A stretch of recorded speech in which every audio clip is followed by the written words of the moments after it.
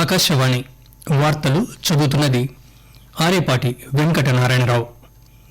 రాజ్యాంగం దేశాన్ని ఒకే తాటిపై నిలబెడుతుందని, అది మన సంప్రదాయం, సాంస్కృతిక వారసత్వమని రక్షణ శాఖ మంత్రి రాజ్నాథ్ సింగ్ చెప్పారు. దేశంలో కరోనా రికవరీ రేటు 93.52% చేరుకుంది.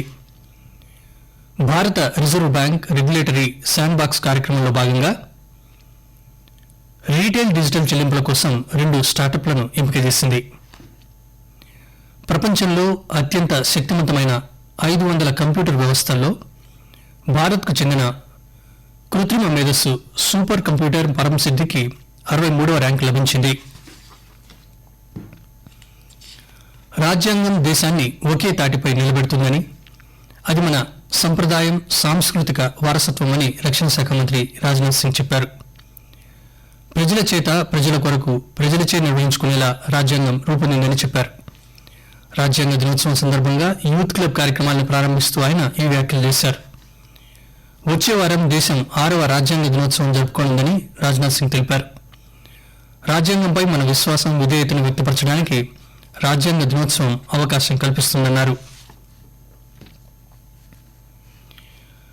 భారత reserve bank regulatory sand box కార్యక్రమంలో భాగంగా రీటైల్ డిజిటల్ చెల్లింపుల కోసం 2 స్టార్టప్లను ఎంపిక చేసింది.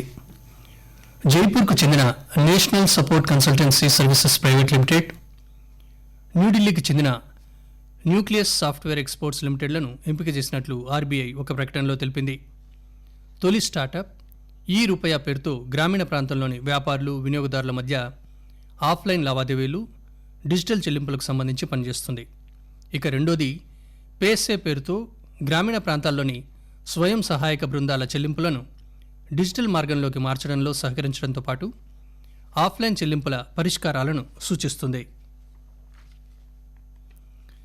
దేశంలో కరోనా రికవరీ రేటు 93.52% చేరుకుంది. గడిచిన 24 గంటల్లో 44,000 మందికి పైగా కోలుకున్నారు. దీంతో మొత్తం కోలుకున్న వారి సంఖ్య 83,35,000కు చేరుకుంది. దేశంలో ప్రస్తుతం 4,46,000 యాక్టివ్ కేసులున్నాయి. గడిచిన 24 గంటల్లో 38,617 కొత్త కేసులు నమోదయ్యాయి. దీంతో మొత్తం కేసుల సంఖ్య 89 లక్షలు దాటింది. దేశంలో ప్రస్తుతం మరణాల రేటు 1.47% తగ్గింది. ప్రపంచవ్యాప్తంగా చూస్తే ఇది అతి తక్కువ. గడిచిన 24 గంటల్లో 474 మంది చనిపోయారు. దీంతో మొత్తం మరణాల సంఖ్య 130,993కు చేరింది. తెలంగాణ రాష్ట్రంలో మరో 948 కొత్త కోవిడ్ కేసులు నమోదయ్యాయి. రాష్ట్రంలో ఇంతవరకు కోవిడ్ సోకిన వారి సంఖ్య 2,59,776కు చేరింది. రాష్ట్ర వైద్య ఆరోగ్య శాఖ విడుదల చేసిన బులెటిన్ ప్రకారం కోవిడ్ నుంచి నిన్న మరో 1,607 మంది కోలుకున్నారు. కాగా నిన్న మరో 5 మరణించడంతో రాష్ట్రంలో కోవిడ్ సంబంధిత ఇతర సమస్యలతో మరణించిన వారి సంఖ్య 1,415గా నమోదైంది. ఆంధ్రప్రదేశ్లో గడిచిన 24 గంటల్లో 753 కరోనా పాజిటివ్ కేసులు నమోదయ్యాయి. దీంతో మొత్తం కేసుల సంఖ్య 8,51,869కి చేరింది. తాజా బులెటిన్ ప్రకారం గడిచిన 24 గంటల్లో 1,507 మంది కోలుకున్నారు. 13 మంది చనిపోయారు. దీంతో మొత్తం మరణాల సంఖ్య 6,881కి చేరింది. ప్రధానమంత్రి నరేంద్ర మోదీ లక్సెంబర్గ్ ప్రధానమంత్రి జేవియర్ బెటెల్ రేపు వర్చువల్ శిఖరాగ్ర సమావేశం నిర్వహిస్తారు. గత 2 దశాబ్దాల్లో ఇరు దేశాల మధ్య జరుగుతున్న మొట్టమొదటి శిఖరాగ్ర సదస్సు ఇదే. ఇరువురు నాయకులు కోవిడ్ మహమ్మారి అనంతరం ఇరు దేశాల మధ్య సహకార పటిష్టతతో పాటు యావత్ ద్వైపాక్షిక సంబంధాల గురించి చర్చిస్తారు. అలాగే జాతీయ, అంతర్జాతీయ అంశాలపై పరస్పరం అభిప్రాయాలు తెలుపుకుంటారు. ఆత్మనిర్భర్ భారత్ పథకంలో భాగంగా 25 లక్షల మంది వీధి వ్యాపారుల నుంచి దరఖాస్తులు అందాయి. ఇప్పటి వరకు 5.35 లక్షల మందికి రుణాలు అందించారు. కోవిడ్-19 లాక్డౌన్ కారణంగా తమ స్వస్థలాలకు వెళ్లిన వీధి వ్యాపారులకు ఈ రుణాన్ని అందిస్తున్నారు. బ్యాంక్ అధికారులు వీధి వ్యాపారుల ఇళ్లకు వెళ్లి రుణ సదుపాయంపై అవగాహన కల్పిస్తున్నారు. ఈ పథకంలో జవాబుదారీతనం తీసుకొచ్చేందుకు వెబ్ పోర్టల్తో పాటు మొబైల్ యాప్ను రూపొందించారు. ఆకాశవాణి వార్తలు వింటున్నారు. కోవిడ్-19 నుంచి రక్షణకి 3 మంత్రాలు. మాస్క్ తప్పక ధరించండి. 6 అడుగుల దూరం తప్పనిసరి. గుర్తుంచుకోండి. ముఖాన్ని తాకకండి. చేతులు శుభ్రంగా ఉంచుకోండి.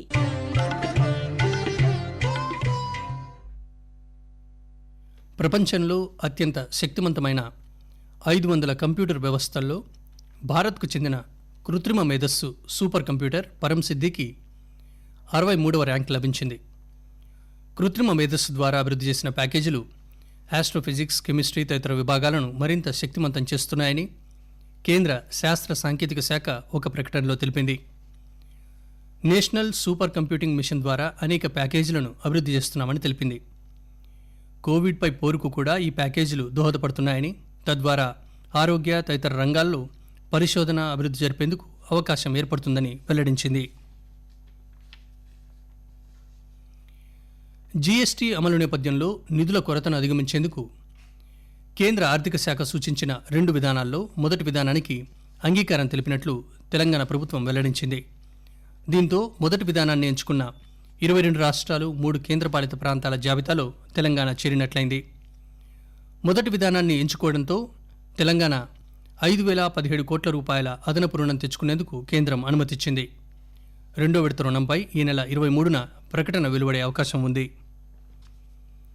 కేంద్ర ప్రభుత్వం అనుసరిస్తున్న వ్యవసాయ, కార్మిక విధానాలపై దేశవ్యాప్త ఆందోళనకు టీఆర్ఎస్ చొరవ తీసుకుంటుందని టీఆర్ఎస్ అధ్యక్షుడు, తెలంగాణ ముఖ్యమంత్రి కె చంద్రశేఖరరావు ప్రకటించారు. డిసెంబర్ 2వ వారంలో దేశంలోని ప్రధాన ప్రతిపక్ష పార్టీలకు చెందిన నాయకులతో హైదరాబాద్లో సమావేశం నిర్వహిస్తామని చెప్పారు. కాంగ్రెస్ నిష్క్రియ రాజకీయాల నేపథ్యంలో బీజేపీ విధానాలను తిప్పికొట్టాల్సిన బాధ్యత ఇతర పక్షాలపై పడిందని ఆయన అభిప్రాయపడ్డారు. కేంద్ర ప్రభుత్వ రంగ సంస్థల్లో పెట్టుబడులు ఉపసంహరించుకోవడం ద్వారా ఆ సంస్థలు నిర్వీర్యం అవుతున్నాయని అన్నారు. తెలంగాణ భవన్లో ఈ మధ్యాహ్నం జరిగిన టీఆర్ఎస్ ఇన్ఛార్జీల సంయుక్త సమావేశానికి ఆయన అధ్యక్షత వహించారు. గోవా మాజీ గవర్నర్ మృదులా సిన్హా మరణంపై ప్రధానమంత్రి నరేంద్ర మోదీ సంతాపం తెలిపారు.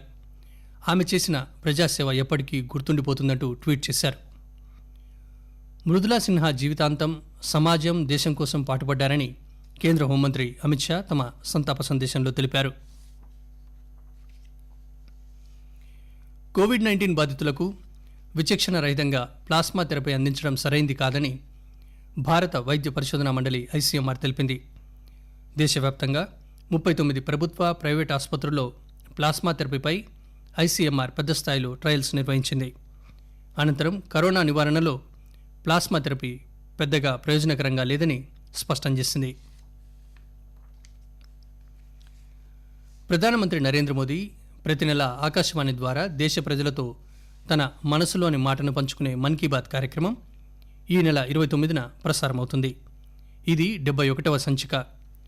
ప్రజలు తమ ఆలోచనలను నమో యాప్ పైన కానీ, మైగవ్ పైన కానీ పంచుకోవాలని ప్రధానమంత్రి ట్వీట్ చేశారు.